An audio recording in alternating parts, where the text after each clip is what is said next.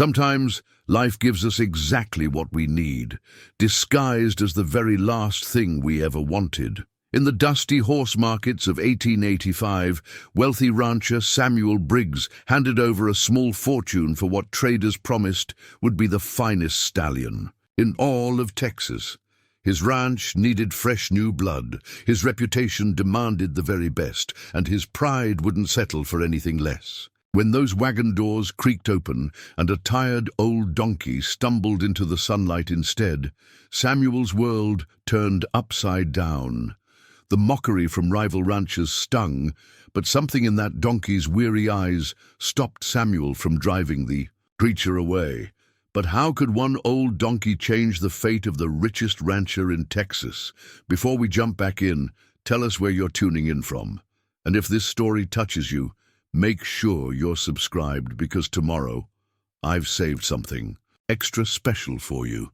Samuel Briggs had always measured his worth by the things other men coveted. At 43, he owned more land than any rancher from San Antonio to the Rio Grande, more cattle than he could count in a week's riding, and more money than 3 generations of his family had ever dreamed of.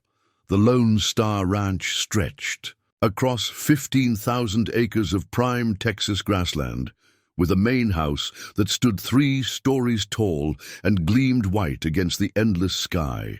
From his bedroom window, Samuel could watch the sun rise over pastures that had belonged to the Briggs family for 30 years, ever since his father drove the first stakes into virgin soil. But that morning in late September, as Samuel stood in those same fields watching a tired old donkey pick at sparse grass, he felt something he hadn't experienced in years: uncertainty. The animal looked up at him with dark, intelligent eyes that seemed to hold secrets Samuel couldn't begin to fathom. The donkey's coat was dull brown, patched with gray around the muzzle, and his back bore the permanent indent of countless loads. Everything about the creature spoke of hard work, patient endurance, and humble service. Everything Samuel had spent his life avoiding. The silver pocket watch in Samuel's vest ticked steadily against his chest, its familiar weight a reminder of his father's legacy. Old Marcus Briggs had carved an empire from nothing, driven cattle through Indian territory when Texas was still wild, and built the foundation Samuel now called home. The watch bore an inscription Marcus had commissioned before his death: "Time reveals all truths." Samuel had carried those words for 15 years without truly understanding them. His father had been a different kind of man, harder perhaps, but also wiser. Marcus would have known what to do with this donkey, this living reminder of Samuel's mistake. "Mr. Briggs, you want me to put him in the north pasture with the other stock?" Jake Morrison's weathered voice broke through Samuel's thoughts. His foreman had worked the Lone Star for 23 years, starting as a young cowhand under Samuel's father. Jake's loyalty was absolute, but his opinions were his own, and Samuel had learned to value both. The older man stood a respectful distance away, his hat in his hands, but his blue eyes held the same puzzled expression they'd worn since the donkey arrived 2 days ago. "I don't rightly know what to do with him, Jake." Samuel's admission surprised them both. He wasn't a man given to uncertainty, and his workers knew it. For 15 years he'd made decisions with the confidence that came from inherited wealth and social position. Buy the best cattle, hire the best men, build the finest ranch. The formula had never failed him before. Jake shifted his weight, studying the donkey with the practiced eye of a man who'd evaluated livestock all his life. "He's old, that's certain, but look at his legs, Mr. Briggs. Sound as any horse I've seen. And his eyes, there's intelligence there. Good breeding stock doesn't always look like much on the surface." From the main house, Maria Santos emerged with a basket of wet laundry, her dark hair streaked with gray and pinned back in the neat bun she'd worn for as long as Samuel could remember. She'd been his father's housekeeper, then his own after Marcus died. More than that, she'd been a steady presence through all the changes that money and success had brought to the Lone Star. Maria had an opinion about most things, and she wasn't shy about sharing them. "That donkey has more sense than most men," "I know," she called out as she hung sheets on the line. "He knows where the good water is, stays out of the sun when it's hot, and doesn't waste energy on foolish pride." Her pointed look in Samuel's direction wasn't lost on anyone present. Samuel felt heat rise in his cheeks. Maria had a way of cutting straight to the heart of matters, and her words stung because they carried truth. He had paid $200. For what he'd been promised was a championship stallion, money that could have fed a family for 2 years. Instead, he'd been handed the reins to this humble creature who now stood before him like a living question mark. The sound of approaching hoofbeats drew their attention to the main gate, where a cloud of dust announced the arrival of visitors. Clayton Ward rode at the head of a small group, his black gelding prancing with the kind of nervous energy that spoke of too much breeding and too little work. Ward owned the neighboring Double W ranch, smaller than the Lone Star, but profitable enough to fuel his ambitions. He'd been Samuel's rival since childhood, always competing for the same honors, the same recognition, the same standing in the community.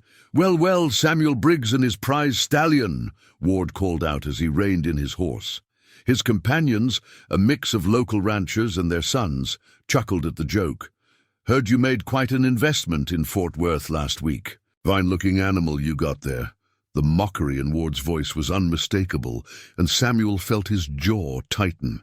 Ward traveled fast in ranching country, and his humiliation had apparently become common knowledge.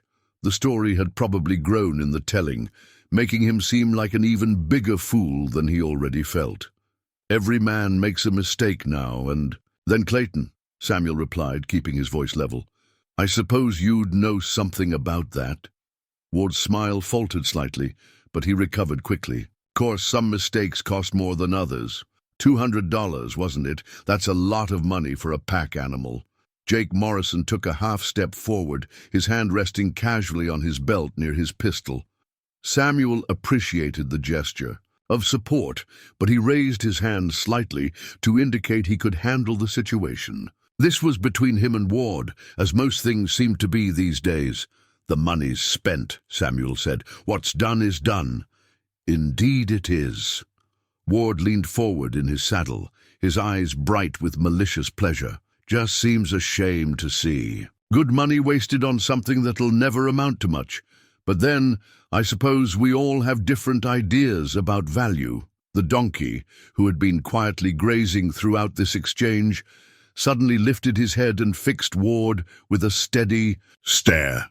Something in that look made Ward's horse sidestep nervously, and the rancher had to work to keep his seat. For a moment, the tableau held, Ward fighting to control his mount, while a worn-out donkey watched with perfect calm. "Seems like your prize stallion there doesn't much care for visitors," one of Ward's companions observed, but his laughter sounded forced. Ward regained control of his horse and straightened his hat, his cheeks flushed with embarrassment. "Well, Samuel, I hope your new acquisition serves you well.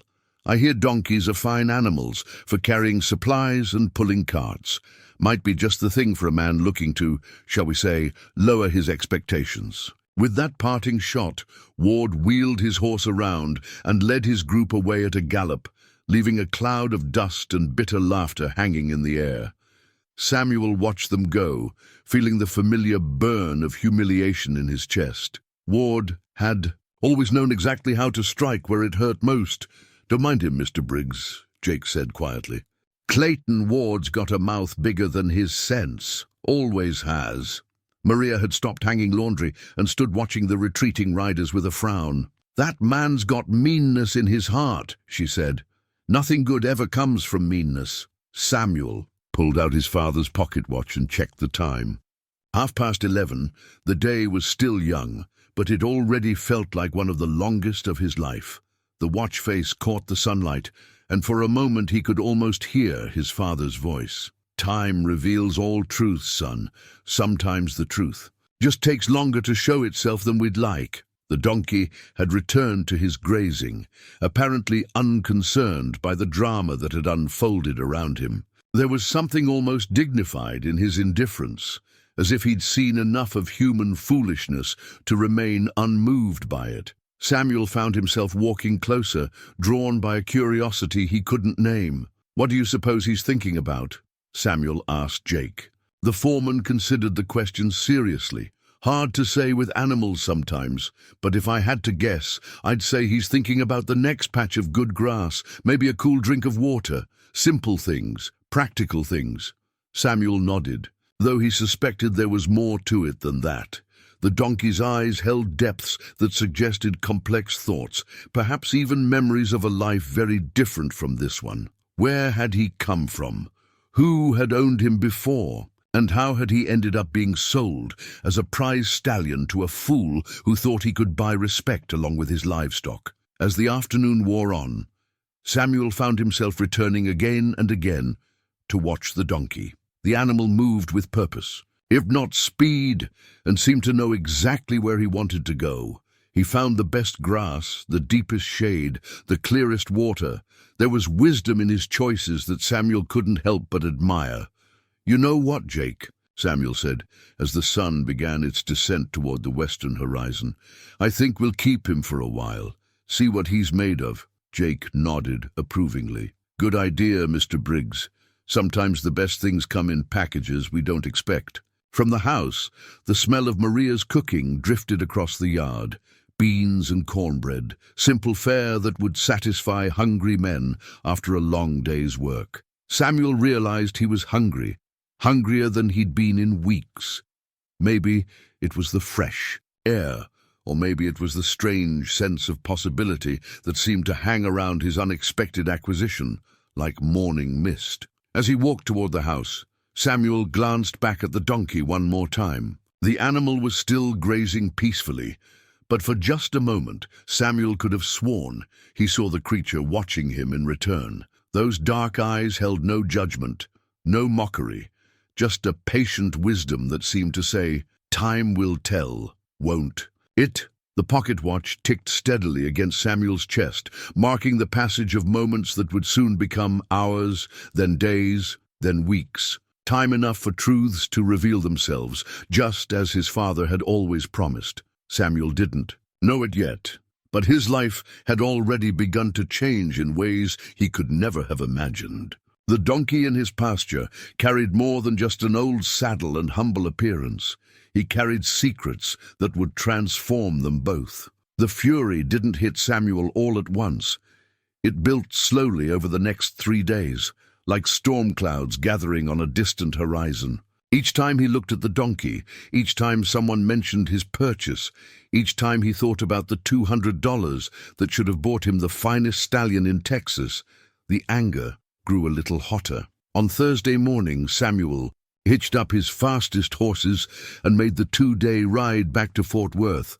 The horse trader who'd sold him the donkey, a man named Rafferty with yellowed teeth and quick hands, had promised to be at the stockyards all week. Samuel carried with him the crumpled receipt, the one piece of paper that proved his humiliation. 1 premium stallion, as described, it read in Rafferty's spidery handwriting. Guaranteed bloodlines, guaranteed performance. The stockyards teemed with activity when Samuel arrived, but Rafferty was nowhere to be found. The other traders claimed they'd never heard of him, though their eyes shifted away too quickly when Samuel described the man. One grizzled dealer finally admitted that someone matching Rafferty's description had been asking questions about wealthy ranchers, men who might pay top dollar without asking too many questions. "Confidence man, most likely," the dealer said. "Spitting tobacco juice into the dust, show up with some story about prize animals, collect their money, and disappear before anyone can check the goods. Sorry, mister, but you got taken." Samuel rode back to the Lone Star in black silence, his hopes of an easy solution crushed. The donkey was his problem now, and his alone. But as he approached his ranch, he noticed something different about the animal. Instead of grazing aimlessly like most livestock, the donkey stood alert near the gate, as if he'd been watching for Samuel's return. More unsettling still was the worn leather halter the animal wore. Samuel had noticed it before, but hadn't examined it closely. Now, in the late afternoon light, he could make out faded markings burned into the leather, symbols that looked almost like letters, though too weathered to read clearly.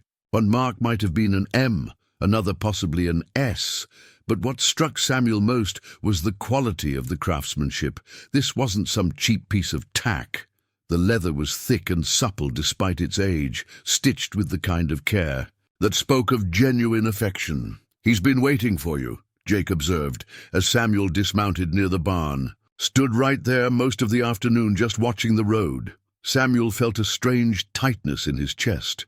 The donkey's behavior suggested an intelligence that went beyond mere animal instinct. It was as if the creature understood something about loyalty, about anticipation, about the bonds between living things. "What do you suppose those markings mean?" Samuel asked, pointing to the halter. Jake squinted at the faded symbols. "Could be a brand, or maybe the owner's initials. Hard to say after all these years. But whoever made that halter knew their business. That's fine work, even if it is old." That evening, as Samuel sat on his porch reviewing ranch accounts, he became aware of movement in the pasture. The donkey was doing something he'd never seen any animal do, methodically checking each section of fencing, pausing at weak spots, even nudging loose boards with his nose. It was behavior more suited to a hired hand than a farm animal. Maria emerged from the kitchen with a cup of coffee for Samuel and a handful of carrots.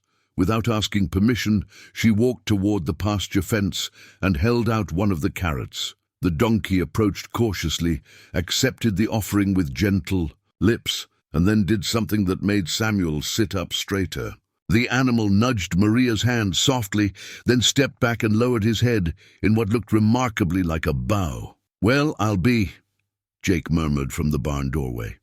"Never seen anything quite like that." "He has manners," Maria called back. To them, someone taught him properly.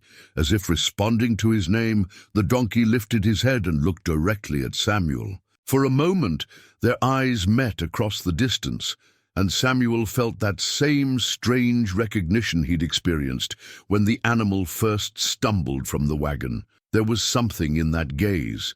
Not just intelligence, but understanding, as if the donkey knew exactly what Samuel was thinking and was trying to communicate something in return. Friday brought Clayton Ward and his trouble-making friends back to the Lone Star, this time accompanied by nearly a dozen men from surrounding ranches.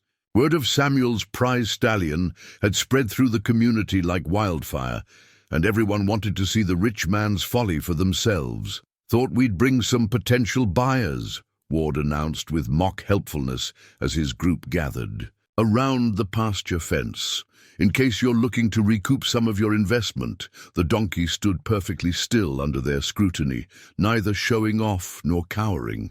He simply watched the assembled men with calm attention, as if evaluating each of them in turn.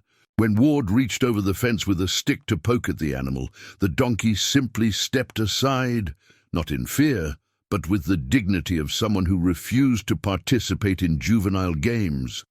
"Look at that," Ward laughed. "Won't even fight back. What kind of spirit is that for a ranch animal?" "The kind that shows sense," Maria muttered from the porch, but only Samuel was close enough to hear her. One of the younger men in Ward's group, emboldened by the crowd, climbed halfway over the fence. "Maybe he needs some encouragement," he called out, pulling off his hat to wave at the donkey. What happened next surprised everyone present. Instead of bolting or cowering, the donkey walked calmly toward the young man, looked up at him for a long moment, then opened his mouth and let out a sound that was part bray, part sigh, and somehow entirely dismissive. The crowd erupted in laughter, but not at the donkey, at the young man, who found himself being evaluated and apparently found wanting by a farm animal. "At least he's got personality," someone called out, and Samuel realized the crowd's mood was shifting slightly. What had begun as ridicule was becoming something more like grudging respect. Ward sensed the change and pressed harder. "Tell you what, Samuel?" he announced loudly enough for everyone to hear. "I'll give you $50 for him right now. Save you the embarrassment of keeping him around." Samuel felt all eyes turn to him. $50 was insulting. Less than a quarter of what he'd paid. But it would end the public humiliation, remove the daily reminder of his mistake, and restore some measure of his damaged pride. For a moment, he seriously considered it. Then the donkey did something that changed everything. The animal walked deliberately to where Samuel stood, positioned himself between Samuel and Ward, and stood perfectly still. It wasn't aggressive or defensive. It was simply a statement of loyalty, of choosing sides. The donkey had claimed Samuel as his own, regardless of what Samuel might think about it. "Thanks for the offer, Clayton," Samuel heard himself saying. "But I think I'll keep him." Ward's face darkened. "Your choice, Samuel. But don't expect the community to pretend this makes sense forever. Some mistakes follow a man around for years." After Ward and his entourage left, Samuel found himself alone with the donkey once again. The animal resumed his evening routine of checking the fence line. But now Samuel paid closer attention to what he was seeing. The donkey's inspection wasn't random. He was identifying weak spots, places where repairs were needed, gaps where cattle might escape. In 15 minutes, the animal had spotted 3 potential problems that Samuel's own men had missed. "Moses," Samuel said suddenly, the name rising from some buried memory. "That's what I'll call you." The donkey's ears perked forward, and he turned to look at Samuel with unmistakable recognition. Somehow, impossibly, the name meant something to the animal. Samuel felt a chill run down his spine. Had the donkey been called Moses before? Or was there something else, something deeper at work here? Jake emerged from the barn carrying a bucket of oats. "Moses," he repeated thoughtfully. "That's a good name, strong name, biblical name." "The man who led his people through the wilderness," Maria added from the porch. She'd been unusually quiet during Ward's visit, but now her voice carried a note of satisfaction. "The man who found the path when no one else could see the way." Samuel watched Moses, for that was definitely his name now. Accept the oats from Jake with the same gentle dignity he'd shown all day. There was something about the animal that defied easy categorization. He wasn't just a donkey, wasn't just livestock, wasn't just the result of a bad business deal. He was something more, something that Samuel couldn't yet understand, but was beginning to respect. That night, as Samuel prepared for bed, he found himself standing at his window, looking down at the pasture where Moses stood, silhouetted against the starlight. The donkey wasn't sleeping. He was alert, watchful, as if standing guard over the ranch and everyone in it. For the first time since the humiliating transaction in Fort Worth, Samuel felt something other than anger or embarrassment about his unexpected acquisition. What he felt now was curiosity, and beneath that, the first stirrings of something that might become respect. Moses had chosen to stay with him, chosen to claim him as master despite having every reason to run away. That meant something, even if Samuel didn't yet understand what. The pocket watch on his bedside table ticked steadily in the darkness, marking the passage of time that would soon reveal truths Samuel couldn't imagine. Outside, Moses continued his silent vigil, guarding secrets that would soon transform both their lives in ways neither could foresee. The decision to keep Moses permanently came to Samuel gradually, like dawn creeping across the prairie. It started with small observations. The way the donkey positioned himself to block gaps in the fence, how he seemed to know when storms were coming hours before the sky showed signs, the careful attention he paid to everything happening around him. By the end of the first week, even the ranch hands had begun to change their tune. Tommy Martinez, one of the younger cowboys, had initially joined in the general amusement about Samuel's prize Stallion. But after Moses prevented 3 steers from wandering into a ravine by positioning himself across their path, Tommy's attitude shifted toward grudging admiration. "That donkey's got more cow sense than some horses I've worked with," Tommy admitted to Jake one morning as they watched Moses calmly navigate through a herd of nervous cattle. "Look how he moves.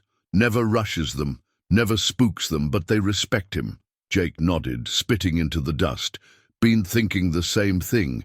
He reads animals better than most people read books." Samuel overheard this conversation from the porch and felt an unexpected surge of pride. It was one thing for Maria to defend Moses out of natural kindness, but quite another for working cowboys to recognize genuine ability. These men knew livestock the way sailors knew wind and weather. Their opinions carried weight. Later that morning, Samuel decided to examine Moses's old tack more carefully. The donkey stood patiently while Samuel unbuckled the weathered saddlebags that had come with him from Fort Worth. Most of the contents were predictable: some dried corn, a few pieces of rope, a battered tin cup. But at the bottom of the left bag, wrapped in oiled cloth, Samuel found something extraordinary. It was a hand-drawn map, executed with careful precision on what looked like deer hide. The lines were faded but still legible, showing a network of trails that wound through terrain Samuel didn't recognize.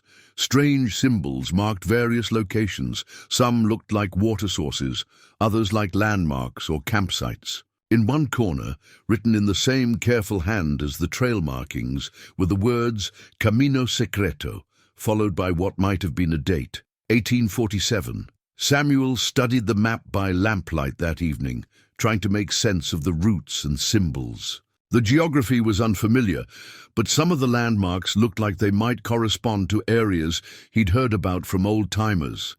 Desert country south and west of his ranch, territory that most men avoided because of the harsh conditions. And scarce water. "Jake, come take a look at this," Samuel called his foreman over. "Ever seen anything like it?" Jake examined the map carefully, his weathered finger tracing the marked trails. "Looks like trading routes, maybe. The kind men would use if they wanted to avoid the main roads. See these symbols here? That's how you'd mark water sources if you didn't want everyone to know about them." "Secret routes," Samuel murmured.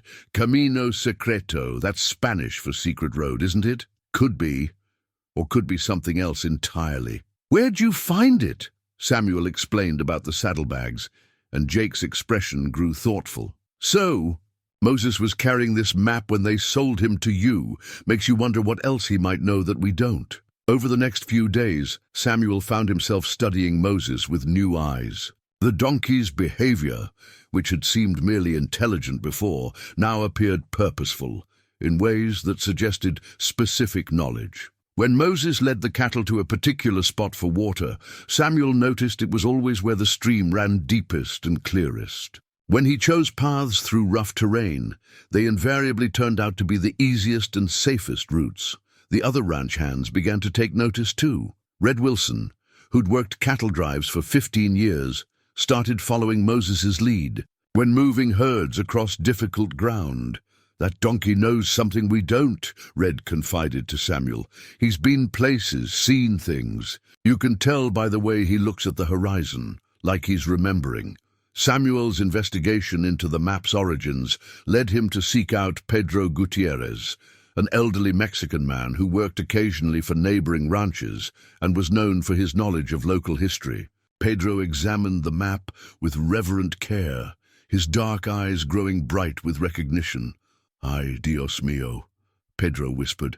"I have not seen one of these for many years. This is a map of the old traders' roads, the paths our grandfathers used to carry goods between the missions and the pueblos. Very dangerous to travel, but much shorter than the official roads." "You recognize it then?" "See, and more than that. I know who drew it." Pedro pointed to a small symbol in the corner, a stylized cross with rays around it. "This is the mark of Father Miguel Santos. He was a priest at the Mission San Rafael, maybe 60 years ago. He made maps like this to help families who needed to travel safely through Apache country." Samuel felt a chill of recognition. Santos, the same surname as his housekeeper Maria. When he mentioned this to Pedro, the old man nodded knowingly.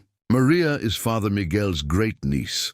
She would know more about this map than anyone alive. You should ask her." That evening, Samuel approached Maria with the map. Her reaction was immediate and emotional. Tears sprang to her eyes as she recognized the familiar handwriting and symbols. "Tío Miguel," she whispered, touching the map gently. My great-uncle drew this. I remember him working on maps like this when I was a small child, before the Apache Wars got so bad that even the secret trails became too dangerous. What can you tell me about these routes? Maria studied the map carefully. They were lifelines for families caught between the Apache raids and the American soldiers. Trails that could take you from the missions to safe places in the desert or to the Rio Grande, where you could cross into Mexico. Tio Miguel saved many lives with maps like this. But how did Moses end up carrying it? Maria looked out toward the pasture, where Moses stood silhouetted against the evening sky. That, Samuel, is a very good question. Either someone trusted him with something precious, or he found his way to you for a reason we don't yet understand. As if sensing their attention, Moses turned toward the house and looked directly at them through the window. In that moment, Samuel felt the pieces of a larger puzzle beginning to take shape around him. The donkey wasn't just an animal who happened. To know his way around cattle, he was connected to something bigger, something that stretched back decades into the dangerous and complex history of the borderlands. Samuel folded the map carefully and returned it to its oiled cloth wrapping. Whatever secrets Moses carried, whatever purpose had brought him to the Lone Star Ranch, Samuel was beginning to understand that his $200 mistake might actually be the beginning of something extraordinary. Time would tell, as his father's watch had always promised, but for the first time since that humiliating day in Fort Worth, Samuel found himself looking forward to discovering what those truths might be. Samuel's growing attachment to Moses revealed itself in small, unconscious gestures. He found himself checking on the donkey first thing each morning, bringing him extra apples from the barrel in the root cellar, and lingering near the pasture fence during evening chores. It wasn't something he'd planned or even acknowledged. To himself, it simply happened the way affection often does, quietly and without permission. The photograph came to light during Samuel's second examination of Moses's saddlebags. He'd been more thorough this time, checking every seam and pocket when his fingers found something stiff and flat sewn into the lining of the right bag. Working carefully with his knife, Samuel extracted what appeared to be a daguerreotype wrapped in several layers of silk cloth.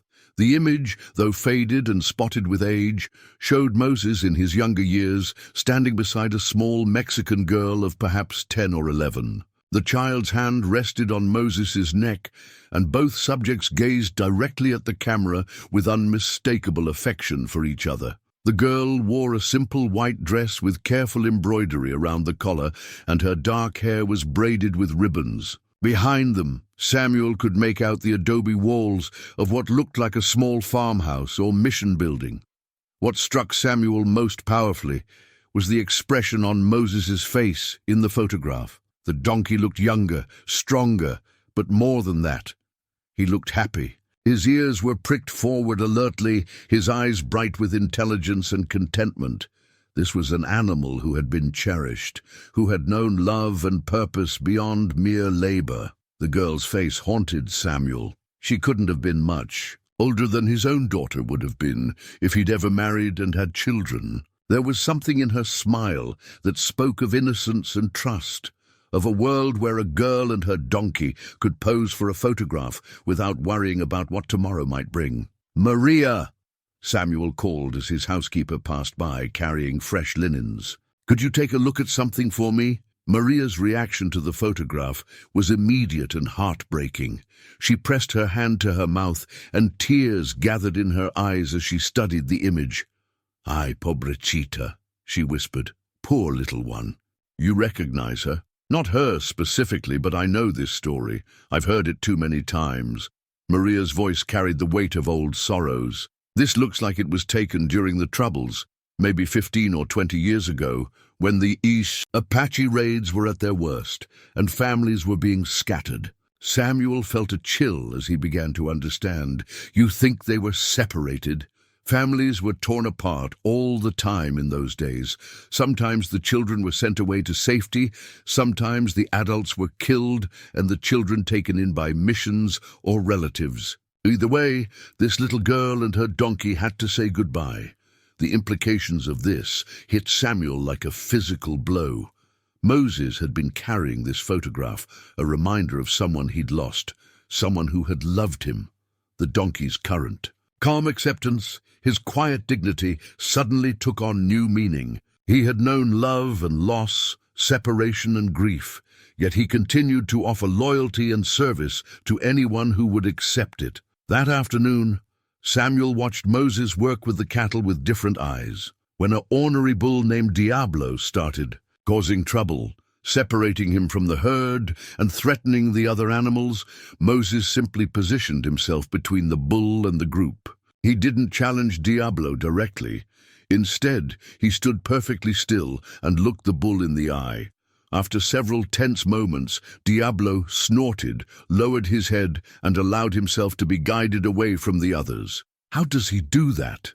Tommy Martinez asked in wonder. Jake, who'd been watching the interaction with professional interest, shook his head slowly. "It's not what he does, it's what he doesn't do. Most animals try to dominate or submit.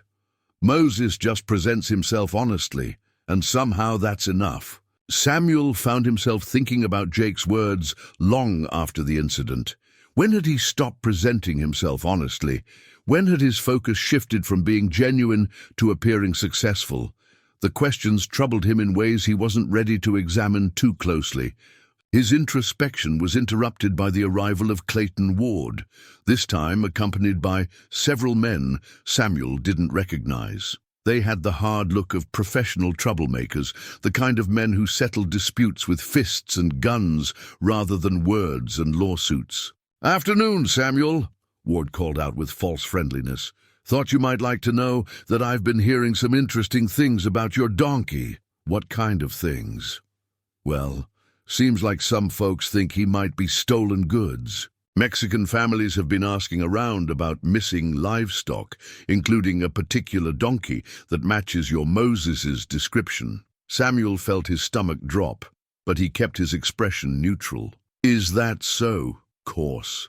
I told them I was sure. You'd done your due diligence before making such a substantial purchase. You did check the bill of sale, didn't you?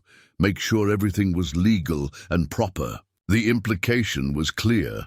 Ward was threatening to cause legal trouble unless Samuel got rid of Moses. It was exactly the kind of pressure Samuel had learned to expect from his rival, but this time it carried more weight because it might actually be true. If Moses had been stolen from a family who loved him, if that little girl in the photograph was still looking for her lost companion, then Samuel's claim to ownership became morally questionable. "I appreciate your concern, Clayton," Samuel replied.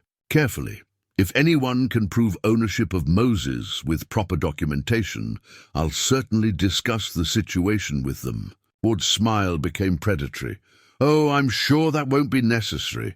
After all, who keeps proper documentation in border country? Most of these claims would be based on, shall we say, emotional attachment rather than legal proof." After Ward left, Samuel found himself sitting on his porch with the photograph in his hands, studying the girl's face and wondering about her fate. Had she survived the troubles that had separated her from Moses? Was she still alive somewhere, perhaps now grown into a woman with children of her own? Did she still remember the donkey who had clearly meant so much to her? The ethical implications of the situation weighed heavily on Samuel's mind.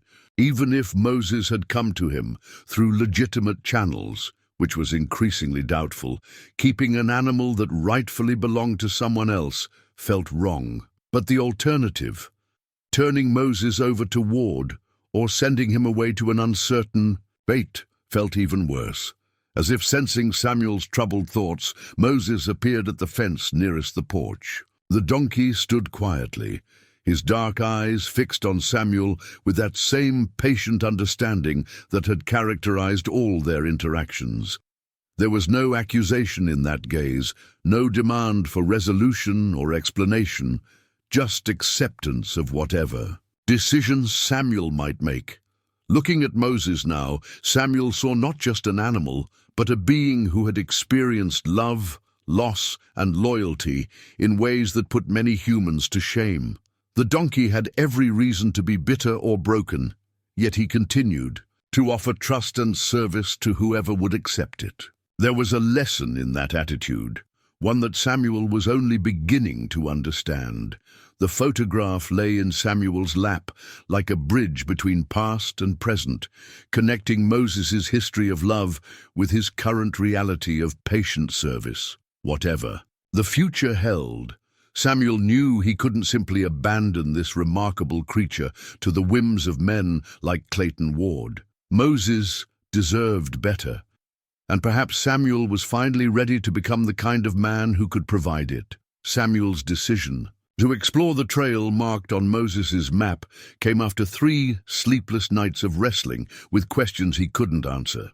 The photograph of the little girl haunted his thoughts, and Clayton Ward's threats loomed like storm clouds on the horizon. But more than anything, Samuel found himself consumed by curiosity about the secrets Moses carried.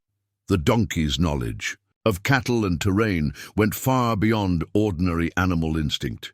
It suggested experience with specific places and specific purposes. On a crisp October morning, Samuel saddled his best horse and prepared for a scouting expedition. He'd studied the map until he could trace every line from memory, and he believed he'd identified the starting point of one trail, a distinctive rock formation about 10 miles southwest of his ranch.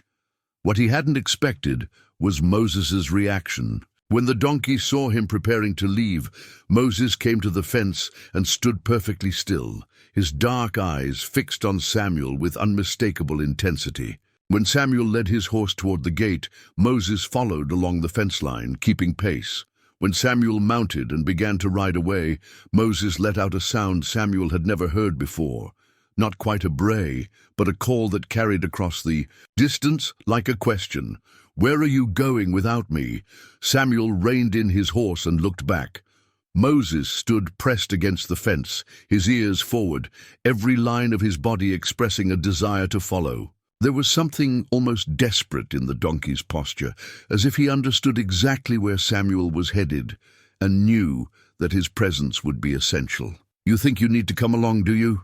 Samuel called out. In response, Moses walked to the gate and stood waiting as clearly as if he'd spoken the words, "This is my trail. You'll need me to find it." Against his better judgment, Samuel dismounted and opened the gate. Moses stepped through immediately and positioned himself beside Samuel's horse, ready to travel. There was no hesitation, no uncertainty. The donkey knew exactly what he was doing. The journey to the rock formation took most of the morning, with Moses setting a pace that was deliberate but not rushed. Samuel noticed that the donkey seemed to know exactly where they were going, even though he'd never taken Moses to this particular area before. As they drew closer to their destination, Moses began to show signs of recognition. His ears perked. Forward, his step became more purposeful, and he made small sounds that might have been expressions of satisfaction or homecoming.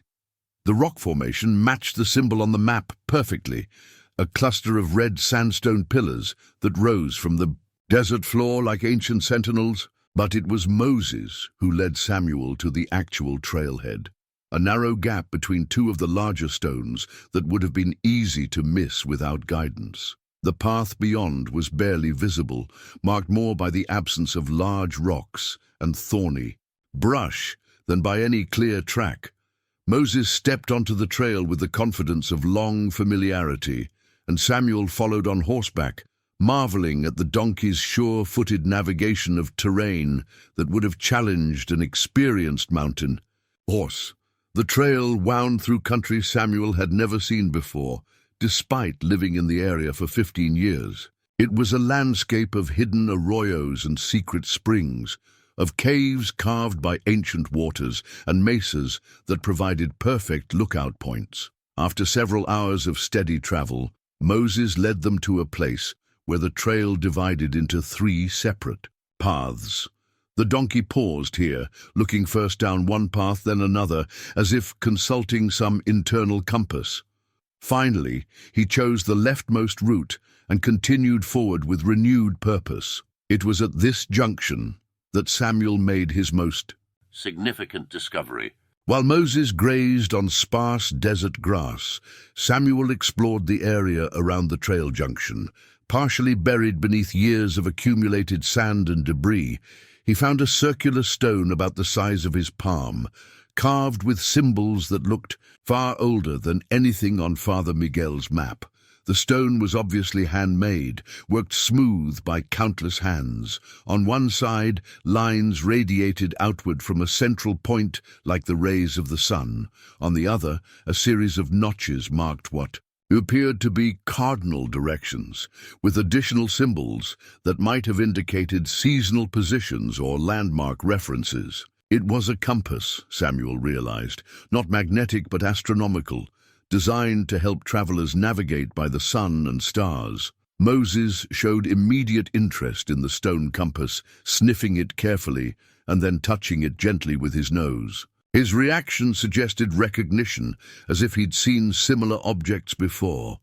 "This is old, isn't it, boy?" Samuel said softly. "Older than Father Miguel's map. Older than any of the Spanish settlements." That evening, camped beside a hidden spring that Moses had led them to with unerring accuracy, Samuel studied the stone compass by firelight. The workmanship was sophisticated. The astronomical knowledge it represented far more advanced than he'd expected to find in what he'd always assumed was empty desert. When he showed the compass to Pedro Gutierrez after their return, the old man's reaction was one of profound respect. "This is Comanche work," Pedro said with certainty. "Or maybe Apache, from the old days before the wars. These tribes had trading routes that went all the way to the Pacific Ocean, all the way to the Pueblos. In Colorado, they knew this country better than any white man ever will. So the trails on Moses's map follow paths that were old when my grandfather was young. The Spanish priests like Tío Miguel, they didn't create these routes, they just borrowed them from people who had been using them for hundreds of years." Samuel felt a chill of understanding. Moses's knowledge of the terrain wasn't just based on recent experience. It was connected to something much deeper, much older. The donkey had somehow learned to read the land the way the original inhabitants had, to see paths that weren't marked on any official map, to find water and shelter in places that appeared barren to inexperienced eyes. More disturbing was the realization that this knowledge made Moses extraordinarily valuable to the wrong kind of people. Smugglers, outlaws, anyone who needed to move through dangerous territory without being detected would pay handsomely for a guide who knew the ancient routes. Clayton Ward's interest in Moses might go far beyond simple harassment. He might understand exactly what he was trying to get his hands on. That night, as Samuel sat on his porch polishing the ancient compass, he watched Moses move through the pasture with new appreciation for what he was seeing. The donkey wasn't just an animal who happened to be intelligent. He was the keeper of knowledge that connected the present to a past most people had forgotten existed. The trails, the compass, the carefully preserved map, even the photograph of the little girl, they were all pieces of a larger story about people who had learned to live in harmony with harsh country by understanding its secrets. Samuel slipped the compass into his vest pocket next to his father's watch. Two instruments for measuring different kinds of time, one marking the passage of hours and minutes, the other connecting him to centuries of accumulated wisdom about survival in unforgiving country. Both, in their own way, carried the same message his father had engraved on the watch: time reveals all truths. The question now was whether Samuel would have enough time to understand those truths before Clayton Ward or someone like him took Moses away from him forever. The silver medallion revealed itself during a routine grooming session that had become part of Samuel's daily routine with Moses. As Samuel worked a curry comb through the donkey's thick coat, his fingers encountered something hard and metallic tangled in the hair near Moses's shoulder. Working carefully to avoid causing discomfort, Samuel extracted what appeared to be a small silver pendant on a broken chain. so tarnished and dirt-encrusted that its details were barely visible. After cleaning the piece with saddle soap and gentle polishing, Samuel could make out the image of a saint, a young woman with a halo, her hands clasped in prayer. Around the edges, barely legible Spanish text included the words Santa Teresa and what might have been a date. But it was the back of the medallion that took Samuel's breath away. Engraved in a child's careful script were the words, Para mi querido Moses, con amor, esperanza. Samuel's Spanish was limited, but he understood enough. For my beloved Moses, with love, esperanza, hope. The little girl's name was Hope. When he showed the medallion to Maria that evening, her reaction was immediate and devastating. She pressed the small silver disc to her heart and began to weep. Not the quiet tears Samuel had seen before, but deep, wrenching sobs that seemed to come from some bottomless well of grief. Maria, what is it? Do you know something about this? It took several minutes before Maria could compose herself enough to speak. Santa Teresa is the patron saint of lost children, she said finally. Families would give medallions like this to their little ones when they had to send them away during dangerous times. It was a promise that they would be together again someday. And the name Esperanza? Maria's voice broke as she continued. I knew a family named Morales who had a daughter called Esperanza. They lived near the Mission San Rafael, not far from where Tío Miguel drew his maps. During the Apache raids of 1868, the parents sent their daughter to relatives in Mexico for safety. They kept their animals, planning to follow as soon as they could gather their belongings. Samuel felt cold certainty settling in his stomach. They never made it, did they? The Apache came 3 days later. The parents, 2 sons, and an elderly grandmother were all killed. Only the animals survived, scattered into the desert. Little Esperanza waited in Mexico for her family to come for her, but they never did. The implications hit Samuel like a physical blow. Moses hadn't just belonged to the girl in the photograph, he'd been her beloved companion, entrusted with carrying her most precious possession while she waited for a reunion that would never come. The donkey had spent nearly 20 years carrying the medallion, a living connection to someone who had loved him completely and whom he had lost forever. Samuel looked out at the pasture where Moses stood, silhouetted against the evening sky, and his throat tightened with emotion. The donkey's quiet dignity, his gentle acceptance of whatever fate brought him, took on new meaning in light of this revelation. Moses had known love, loss, and abandonment, yet he continued to offer loyalty and service to anyone who would accept it. The depth of that generosity overwhelmed Samuel. The discovery of the medallion coincided with increasingly serious problems facing the entire region. The autumn rains had failed completely, and the few winter storms brought more wind than moisture.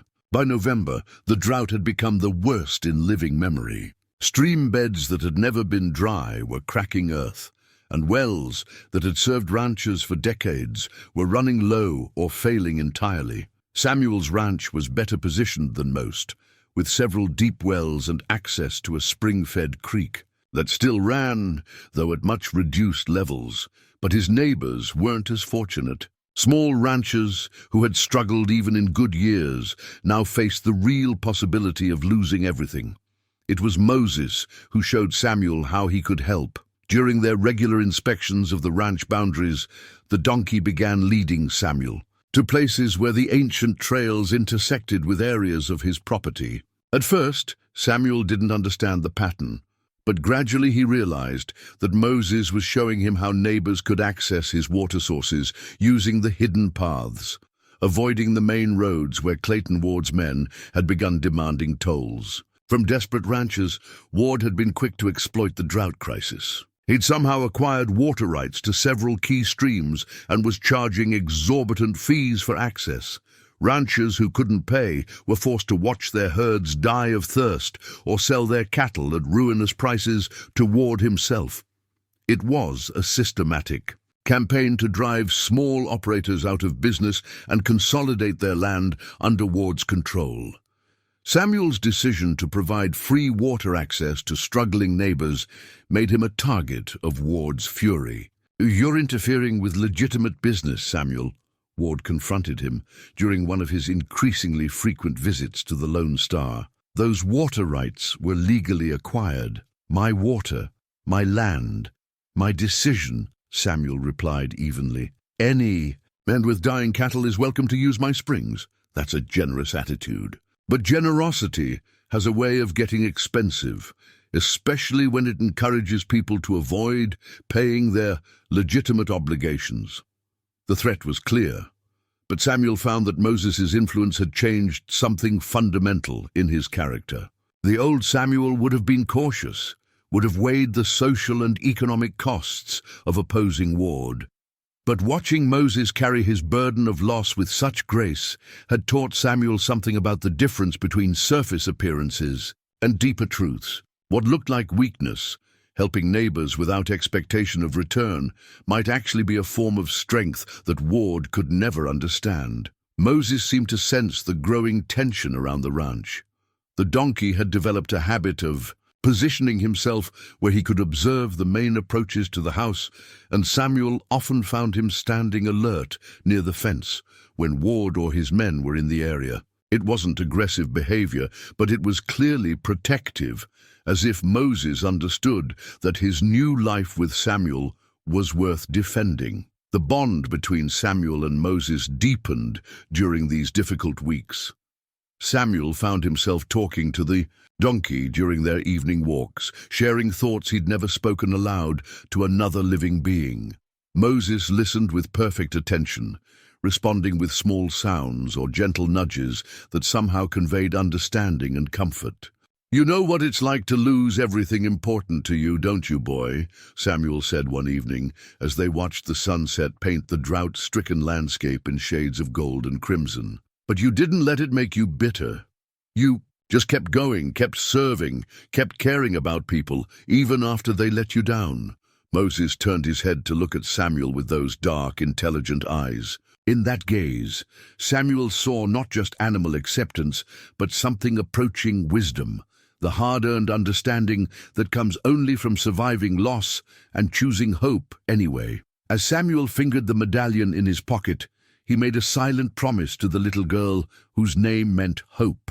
He couldn't bring back her family or restore her childhood, but he could protect and cherish the donkey who had carried her love all these years. Moses had found his way to the Lone Star Ranch for reasons Samuel was only beginning to understand. But one thing was certain: as long as Samuel drew breath, no one would take Moses away from him again. The discovery that would change everything came on a December morning when Samuel noticed that Moses's old saddle was developing a dangerous split in the leather. The saddle had seen decades of hard use, and Samuel had been meaning to replace it for weeks, but Moses seemed so attached to the worn gear that Samuel hesitated to make the change. Now, with the leather actually separating along one seam, the decision was made for him. As Samuel worked to repair the saddle in his workshop, he discovered something that made him question everything he thought he knew about Moses's past. The split had occurred along what appeared to be a deliberately crafted seam, revealing a hidden compartment built into the saddle's structure. Inside this secret space, wrapped in oiled leather and sealed with wax, was a collection of official documents that took Samuel's breath away. The papers bore the seal of the United States Land Office and were dated between 1862 and 1869.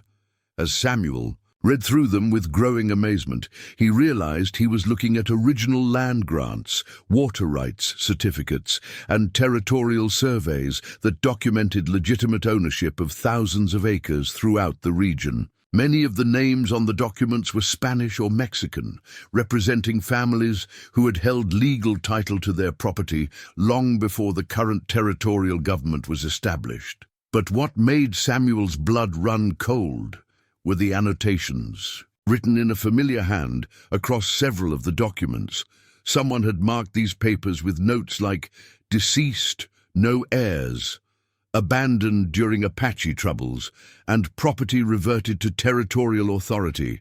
The handwriting was neat, bureaucratic, and belonged to someone Samuel recognized, Clayton Ward's father, who had served as a territorial land commissioner during the troubled years following the Civil War. The pattern became clear as Samuel studied. More documents. Families had been driven from their land by Apache raids, drought, or simple economic hardship. But instead of the property reverting to territorial control, as the annotations claimed, it had somehow ended up in private hands, specifically in the hands of men connected to the Land Commissioner's office. Samuel found deed transfers, water, rights sales, and property assessments that created a paper trail of systematic theft carried out under the cover of legal authority. Most shocking of all was a document that made Samuel's heart pound with recognition. It was a water rights certificate for the spring that fed the creek running through his own ranch, the water source that had made the Lone Star profitable and sustainable. According to this paper, the spring rightfully belonged to the Morales family, the same family whose daughter Esperanza had loved Moses so dearly. Samuel sat in stunned silence as the full scope of what he was seeing became clear. Moses hadn't just been carrying sentimental keepsakes from his past. He'd been carrying evidence of a decades-long conspiracy to steal land and water from Mexican and Native American families. The donkey had somehow preserved the only proof that could expose the fraud and restore stolen property to its rightful owners. But how had Moses come to possess these documents? And why had he carried them for so long? Samuel found a partial answer in a letter tucked between the legal papers, written in Spanish in the same careful hand Samuel recognized from the trail map. It was signed by Father Miguel Santos, Maria's great-uncle.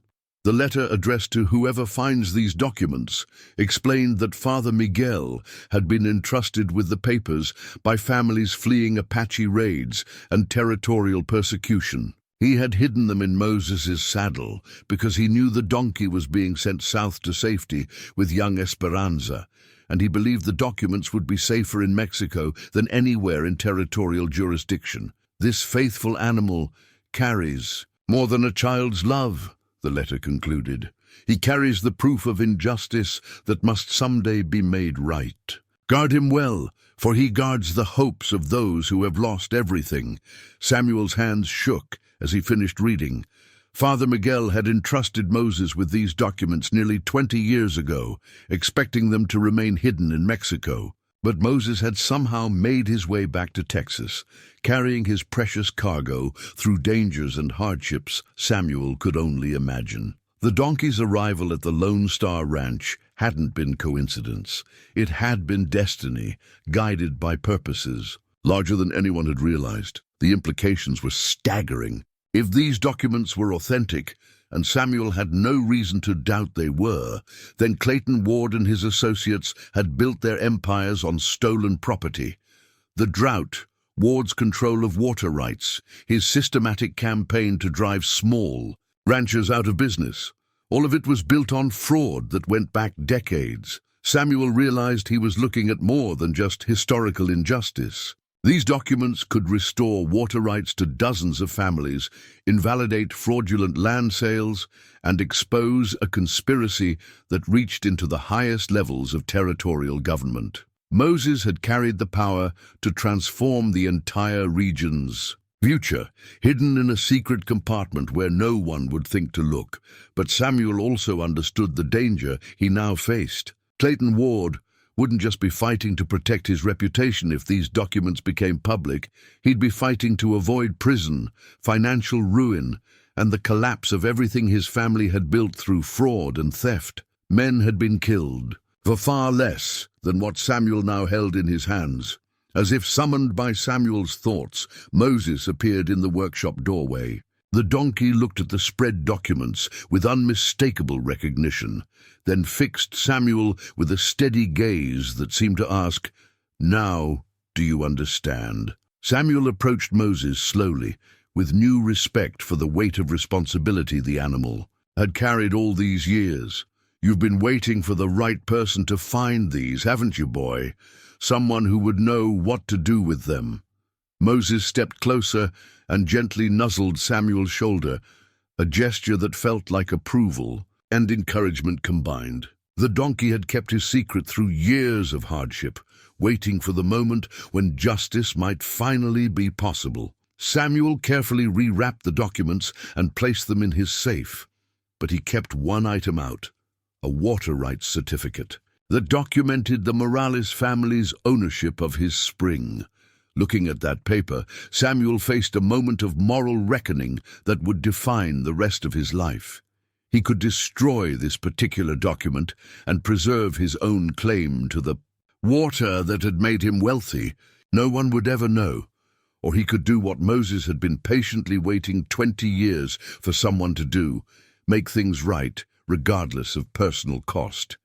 As Samuel locked the safe and prepared for what he knew would be the most difficult decision of his life, he understood that Moses had transformed him in ways that went far beyond their daily interactions. The donkey had taught him about loyalty, patience, and the difference between surface appearances and deeper truths.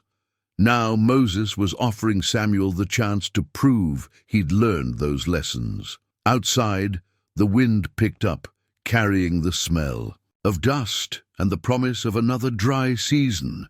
The drought that was destroying the region would continue until the stolen water rights were restored to their rightful owners. Samuel now held the power to end that drought, but only by risking everything he'd spent his life building. He looked at Moses, who waited patiently by the workshop door, and made his choice. Some things were more important than personal security, more valuable than inherited wealth. Justice was one of those things, and Moses had carried it across decades and countless miles to place it in Samuel's hands. "All right, boy," Samuel said, quietly. "Let's see if we can set things right." Moses's ears pricked forward with what looked remarkably like satisfaction. After 20 years of patient waiting, the faithful guardian was finally ready to deliver his precious cargo to someone brave enough to use it. The real adventure was just beginning. Samuel's decision to expose Clayton Ward's decades-old conspiracy required careful planning and considerable courage. The documents Moses had carried were explosive, but they would be worthless, or worse, dangerous, if Samuel couldn't present them through proper legal channels with adequate protection for himself and his allies. His first step was to seek out Judge Harrison Blackwood, the territorial judge who held court in the county seat once a month. Blackwood had a reputation for integrity that had survived 30 years on the frontier bench, and Samuel knew the judge would give the documents serious consideration. But approaching Blackwood meant revealing Samuel's hand to anyone who might be watching, and Ward's influence reached into many corners of territorial politics. Samuel waited until Judge Blackwood's January circuit brought him to town, then arranged a private meeting at the hotel where the judge stayed. Moses seemed to understand the importance of the occasion. The donkey stood unusually alert as Samuel prepared to leave the ranch, as if sensing that this journey would determine both their futures. "Judge Blackwood," Samuel began after they'd exchanged pleasantries, "I've come across some documents that I believe require your attention. They concern land and water rights that may have been fraudulently transferred over the past 20 years. The judge, a silver-haired man with keen blue eyes that missed nothing, leaned forward with interest. "That's a serious accusation, Mr. Briggs. I hope you have substantial evidence to support such a claim." Samuel produced a selection of the documents, including the water rights certificate for his own spring. Judge Blackwood examined them carefully, his expression growing more grave with each page he reviewed. "These appear to be authentic territorial documents," the judge said finally. "If they are what they seem to be, then we're looking at systematic fraud on a scale I've never encountered. Where did you acquire these papers?" Samuel told the story of Moses and the hidden compartment, watching the judge's reaction carefully.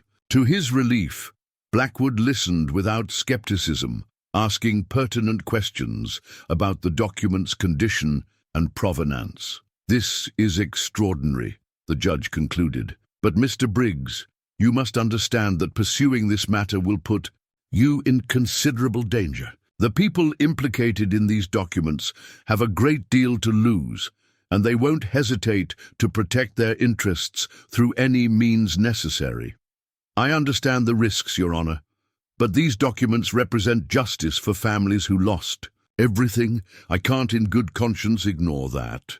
Judge Blackwood studied Samuel with the same intensity he'd given to the papers. Very well. I'll need to examine all the documents you've found, and I'll require testimony from anyone who can speak to their authenticity. Can you arrange that? Samuel nodded. Maria Santos is Father Miguel's great-niece. She can testify about the documents. Her great-uncle created. Pedro Gutierrez knew many of the families involved, and there may be others, survivors who were thought to have died or disappeared.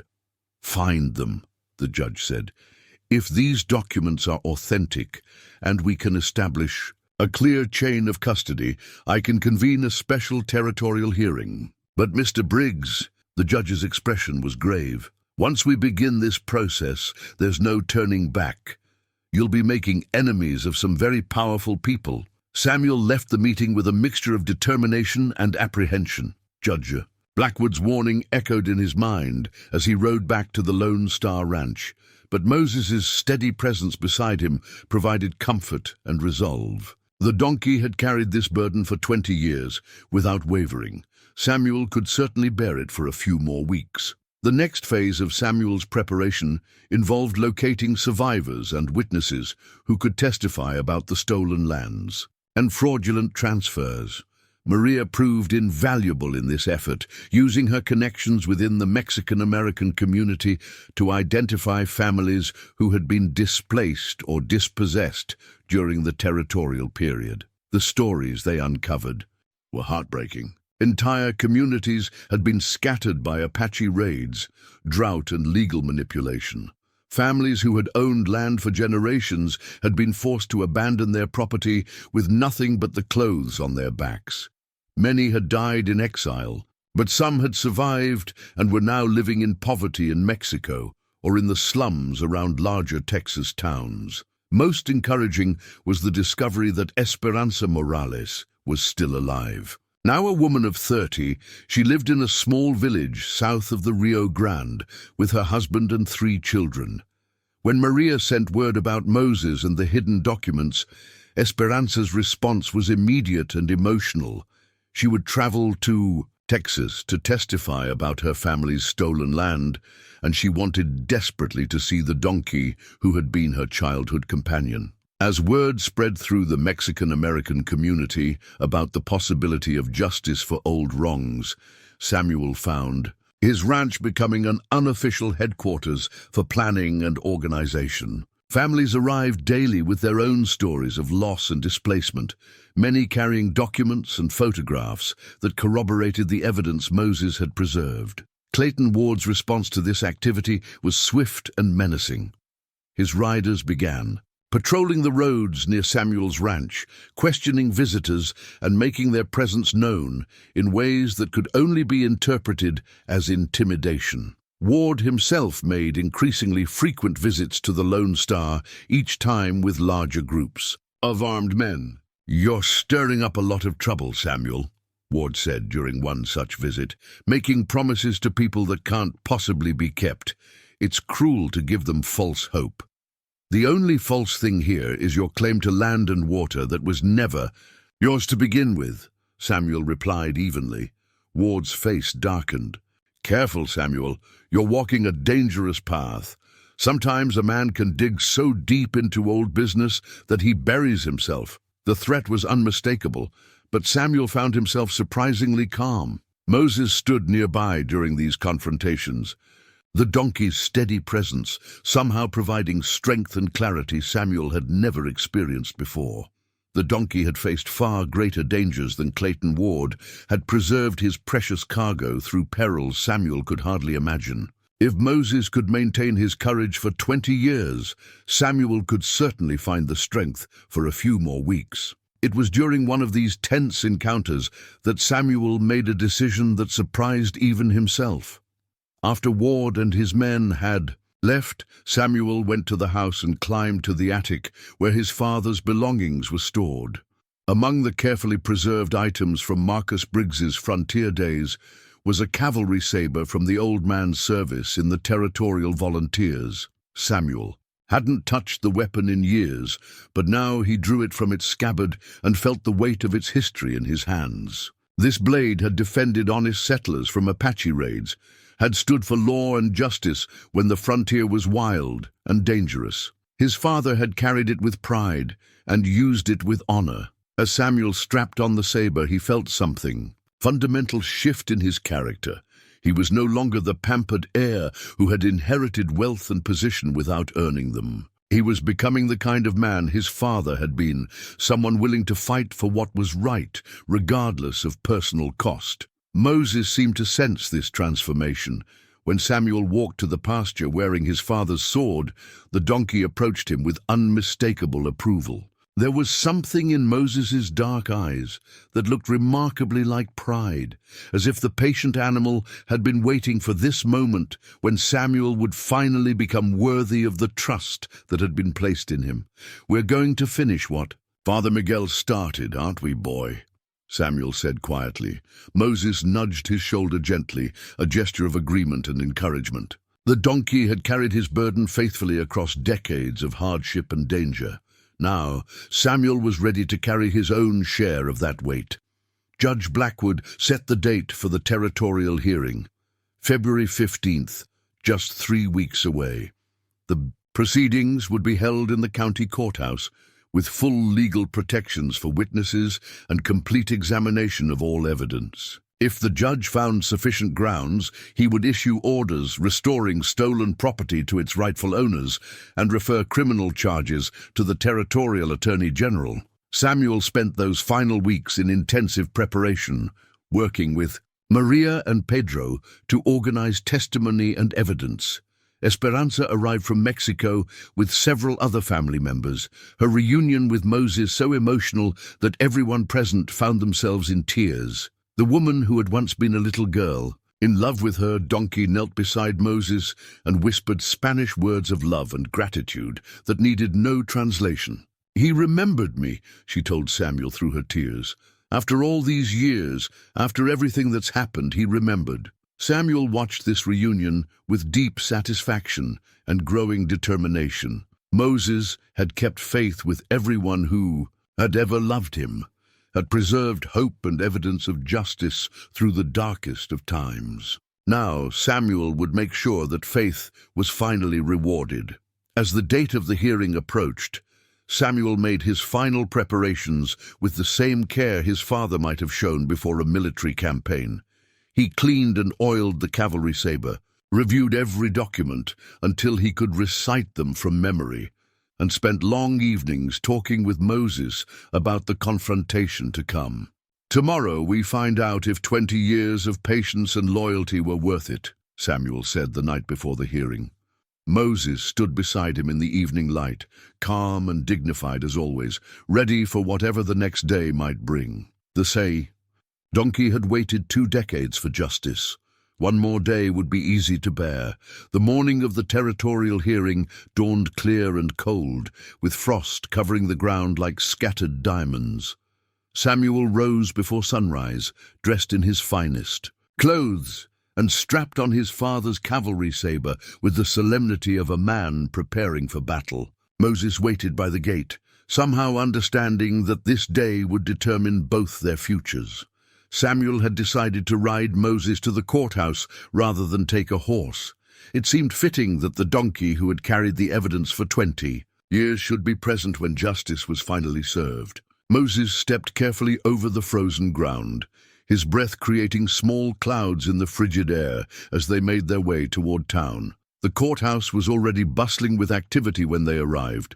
Word of the hearing had spread throughout the territory, drawing not only the families seeking justice, but also supporters of Clayton Ward who hoped to see the challenge to their leader fail. Samuel counted at least 30 armed men among Ward's supporters, their hands resting casually on their weapons as they watched Samuel dismount from Moses. Judge Blackwood had arranged for territorial marshals to provide security, but Samuel could see they were vastly outnumbered by Ward's men. The atmosphere was tense, charged with the potential for violence that could erupt at any moment. "Mr. Briggs," Judge Blackwood approached as Samuel tied Moses to the hitching post. "I must advise you that feelings are running very high this morning. Mr. Ward has brought considerable support, and there have been threats made against both you and your witnesses." "We're prepared for that possibility, Your Honor," Samuel replied, his hand instinctively checking the familiar weight of his father's sword. Inside the courthouse, Samuel took his place at the front of the packed chamber. Esperanza sat in the first row, clutching a photograph of herself as a child with Moses. Maria and Pedro were nearby, along with a dozen other families who had come to reclaim their stolen heritage. Their faces showed a mixture of hope and fear. Hope that justice might finally be served. Fear that powerful men would find ways to escape accountability once again. Clayton Ward entered with dramatic flair, surrounded by his supporters and followed by 3 lawyers from San Antonio. He wore an expensive suit and carried himself with the confidence of a man who had never lost a legal battle. His eyes found Samuel across the courtroom, and the look that passed between them was one of mutual understanding. This was war, and only one of them would survive it intact. "Before we begin these proceedings," Judge Blackwood announced, "I want to make it clear that this court will tolerate no disruption, no intimidation, and no violence. Anyone who cannot conduct themselves with proper decorum will be removed and charged with contempt." Samuel rose to present his opening statement, but as he began to speak, a commotion erupted near the back of the courtroom. One of Ward's men was arguing loudly with a territorial marshal, creating a distraction that drew everyone's attention away from Samuel. In that moment of confusion, Samuel heard a sound that made his blood run cold, the distinctive whinny of a horse in distress coming from outside the courthouse. Moses! Samuel's first instinct was to rush outside, but Judge Blackwood's voice stopped him. "Mr. Briggs, please continue with your statement." Samuel forced himself to focus on the legal proceedings, but his attention was divided. Something was wrong outside. He could feel it in his bones. Moses' absence from his peripheral vision was like a missing heartbeat, a disruption in the rhythm that had governed their relationship for months. The hearing proceeded with Samuel, presenting the documents Moses had carried, each piece of evidence building a devastating case against Ward and his associates. Esperanza testified about her family's ownership of the contested lands, her voice strong and clear despite the emotional weight of her words. Maria spoke about her great-uncle's efforts to preserve the truth, and Pedro provided historical context that confirmed the document's authenticity. Throughout the testimony, Ward remained calm, occasionally whispering to his lawyers but showing no signs of concern. His confidence was unnerving. It suggested he had prepared for this moment with more than just legal arguments. Samuel's suspicions were confirmed when Judge Blackwood called for a brief recess. As the crowd began to file out of the courthouse, one of Ward's men approached Samuel with a message. "Mr. Ward would like to speak with you outside, Mr. Briggs. He says it's about your donkey." Samuel's heart pounded as he made his way through the crowd toward the courthouse steps.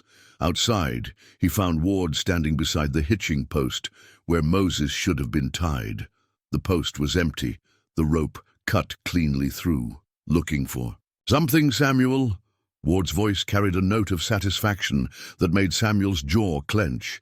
"Where is he, Clayton?" "Safe for now, though I can't guarantee his continued safety if these proceedings continue." Samuel's hand moved to his sword hilt, but Ward raised a warning finger.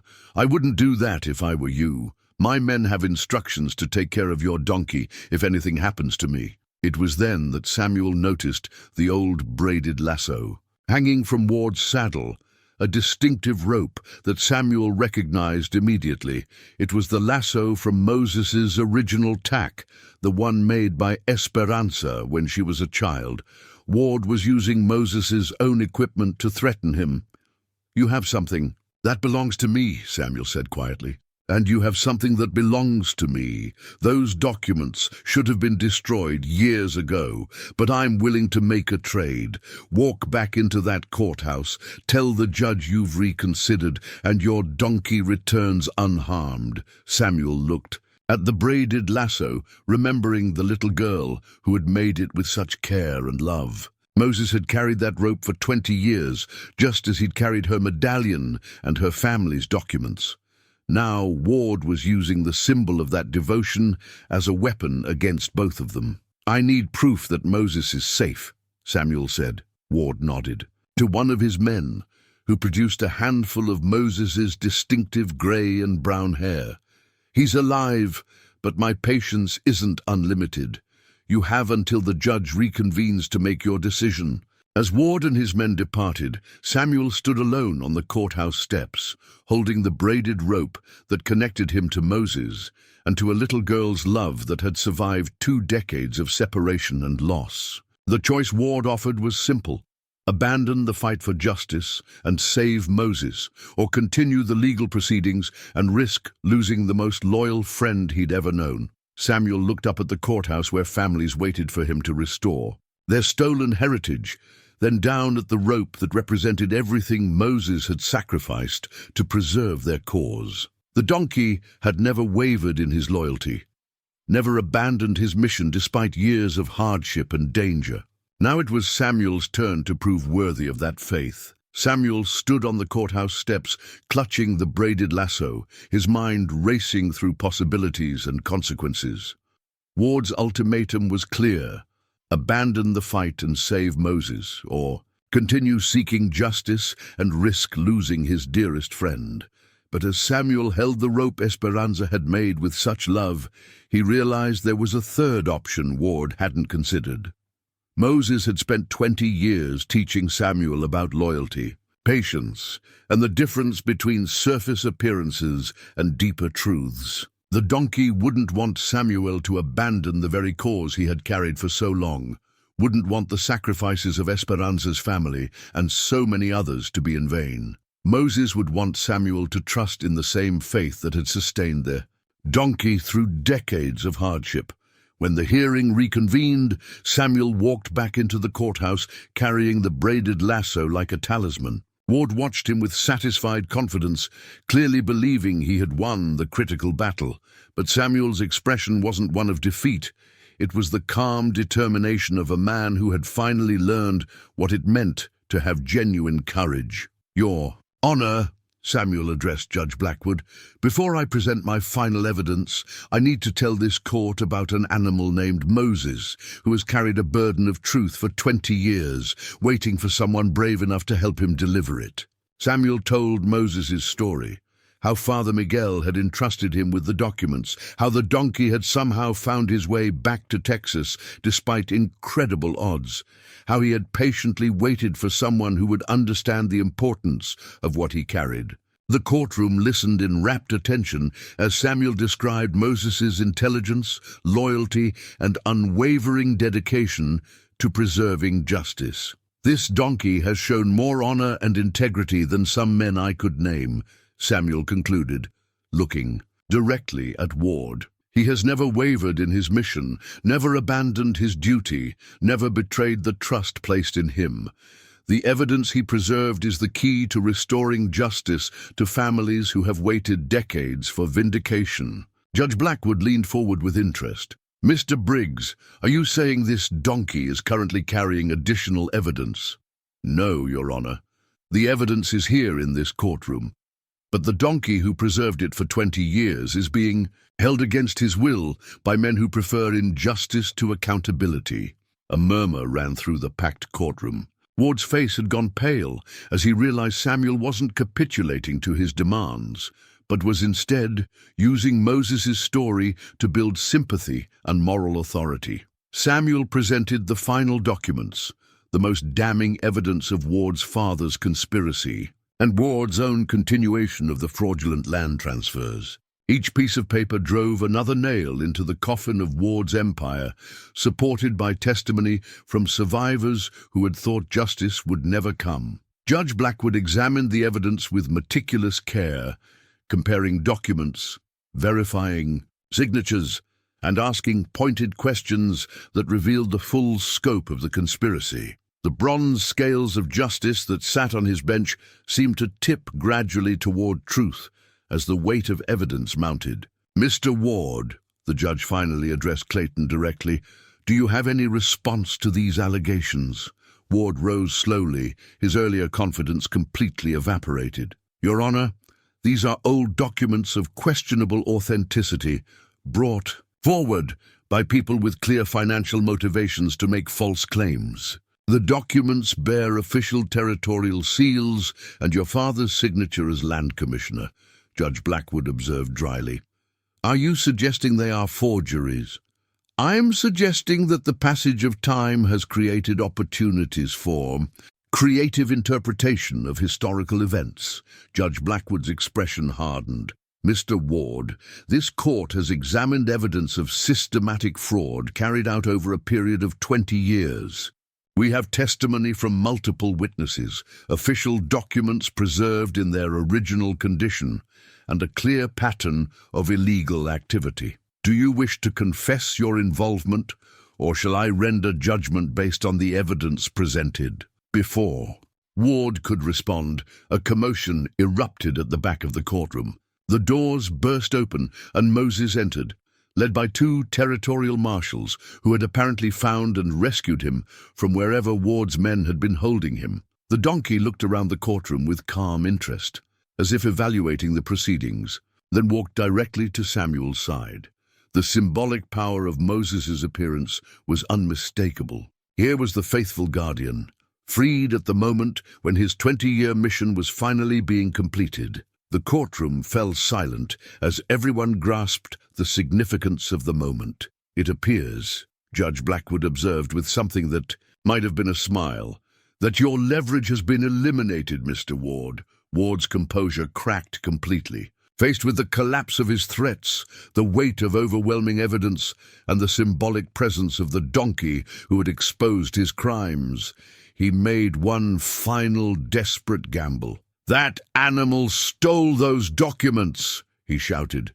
"He's carrying stolen property, and anyone who possesses stolen goods is as guilty as the thief." The absurdity of the accusation, claiming that Moses was a criminal mastermind who had deliberately stolen evidence of Ward's crimes, was so ridiculous that several people in the courtroom began to laugh.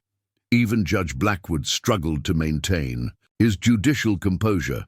"Mr. Ward," the judge said firmly, "this court finds that the evidence presented conclusively demonstrates systematic fraud in the acquisition of land and water rights over the past 2 decades. I hereby order the restoration of all disputed properties to their rightful owners, as documented in the evidence preserved by Moses." The bronze scales of justice on the judge's bench caught the afternoon light streaming through the courthouse. Windows, their balance clearly tilted toward truth and accountability. Ward's empire of stolen land and fraudulent claims crumbled in that moment, brought down by the patient loyalty of a donkey and the courage of a man who had finally learned what genuine honor meant. As the courtroom erupted in celebration, Samuel knelt beside Moses and whispered, "We did it, boy. 20 years of waiting, and we finally did it." Moses nudged Samuel's shoulder gently, a gesture that seemed to say, "I always knew we would." The months following the territorial hearing brought changes to the region that no one could have anticipated. Families who had lived in poverty and exile for decades returned to reclaim their ancestral lands, bringing with them knowledge, skills, and determination that had been lost for a generation. The restoration of water rights ended the artificial drought that had been strangling small ranchers, and the land began to flourish again as it had before Ward's systematic exploitation. Samuel found himself at the center of this transformation, not as a wealthy patron dispensing charity, but as a partner working alongside families to rebuild what had been destroyed. His ranch became a gathering place where former enemies learned to cooperate, where old grudges were set aside in favor of practical collaboration. The Lone Star Ranch was still prosperous, still successful, but now it served a larger purpose. Than just making Samuel wealthy, Moses became something of a local celebrity, though he bore the attention with his characteristic dignity and patience.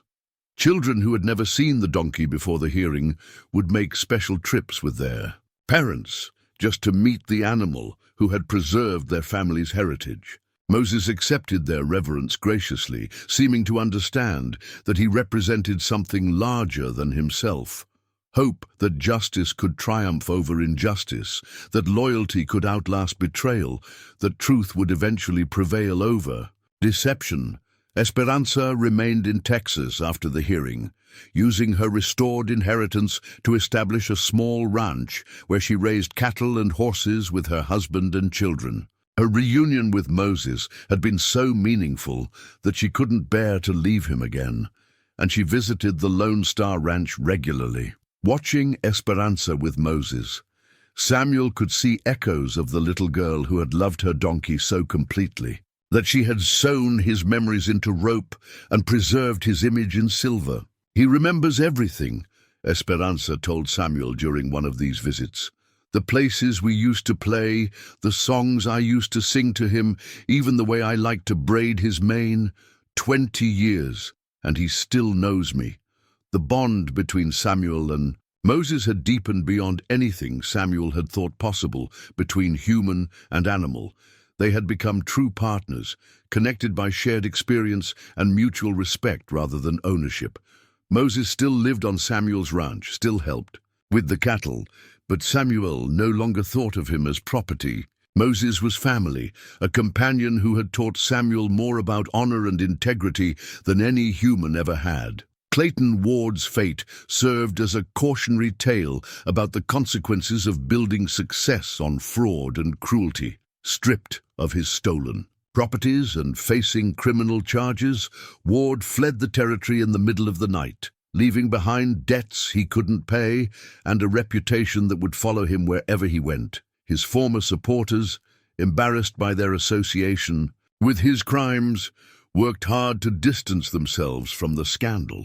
Some made genuine efforts to make amends for their complicity, while others simply faded into the background of regional politics. The courthouse where justice had finally been served became a symbol of transformation for the entire community. Judge Blackwood, impressed by the case's significance, commissioned a bronze plaque to be installed near the main entrance. The plaque read, "In memory of Moses, guardian of truth, whose patient loyalty preserved justice for 20 years. May his example inspire all who enter here to value truth above convenience and justice above personal gain." Samuel attended the plaque's dedication ceremony with Moses at his side, watching as families who had benefited from the donkey's faithfulness gathered to honor his service. Children who would grow up with secure land ownership, clear water rights, and intact family histories stood beside parents and grandparents who had thought such justice was impossible. During the ceremony, Samuel reflected on the journey that had brought them all to this moment. His humiliation in Fort Worth, which had seemed like such a disaster at the time, had actually been the beginning of the most meaningful period of his life. The donkey he had been ashamed to own had taught him lessons about character that his wealth and social position never could have provided. As the crowd began to disperse after the dedication, Samuel found himself alone with Moses beside the new plaque. The bronze surface gleamed in the late afternoon sun, catching and reflecting light like a beacon that could be seen from far away. "You know what this means, don't you, boy?" Samuel said quietly. "Your story is going to inspire people long after we're both gone. Children will hear about the donkey who carried justice across decades and miles, who never gave up even when everything seemed hopeless." Moses looked up at the plaque with what seemed like satisfaction, then turned his attention to the horizon where the sun was beginning to set. There was something peaceful in his posture, the contentment of a being who had completed his purpose and found it good. The ride back to the Lone Star Ranch was quiet and contemplative, two old friends comfortable in each other's company as they traveled through country that had been transformed by their partnership. The land looked different now, not just because of the restored water rights and returning families, but because Samuel saw it through different eyes. This was no longer just property to be exploited for profit.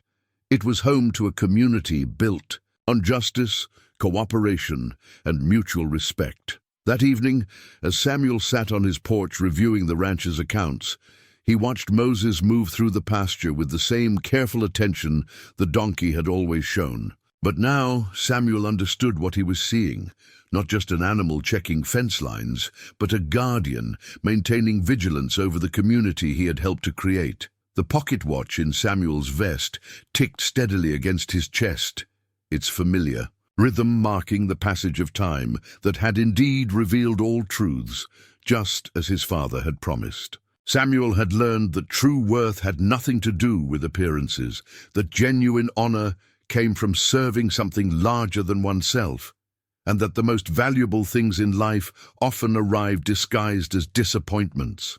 As stars began to appear in the darkening sky, Samuel felt a profound sense of gratitude for the mistake that had brought Moses into his life. What had seemed like the worst investment he'd ever made had actually been the most important purchase in Texas history, not because of what he'd paid, but because of what he'd received in return.